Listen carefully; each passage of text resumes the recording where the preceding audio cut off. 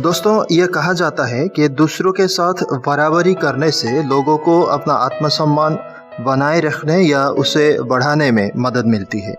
बराबरी करने की एक और वजह यह भी है कि इससे लोग अपने बारे में आशंकाएं दूर कर पाते हैं। वह यह जान पाते हैं कि वे क्या क्या करने के काबिल हैं और उनकी सीमाएं क्या हैं। एक प्रसंग के अनुसार महात्मा बुद्ध किसी गांव में ठहरे हुए थे। गांव के साथ ही आसपास के क्षेत्रों से भी लोग उनके दर्शन करने और प्रवचन सुनने आ रहे थे। एक दिन उनसे मिलने एक व्यक्ति आया और बोला, बुद्ध, मुझे कृपया बताएं कि इस जीवन का मूल्य क्या है।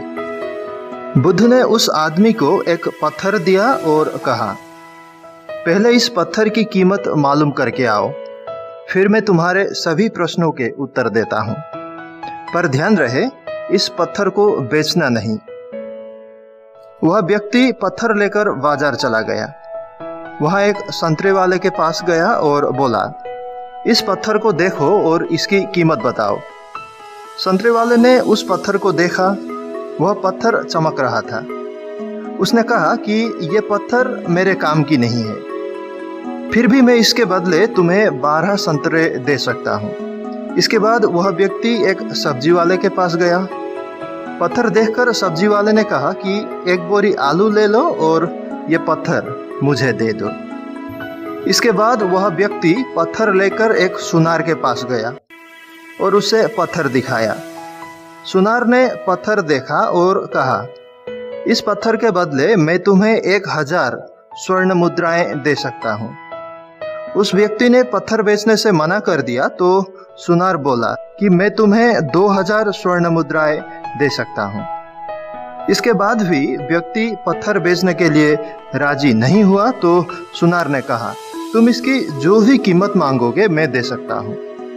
उस व्यक्ति ने कहा कि इस पत्थर को मैं बेच नहीं सकता, मुझे सिर्फ इसकी कीमत मालूम करनी है।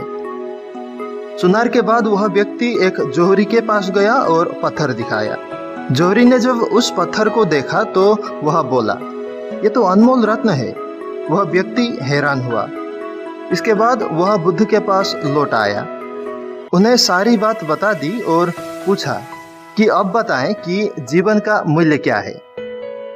बुद्ध ने कहा, संतरे वाले ने इस पत्थर की कीमत 12 संतरे लगाई, सब्जी वाले ने 1 बोरी आलू, सुनार ने 2000 स्वर्ण मुद्राएं और जोहरी ने इसे अनमोल बताया।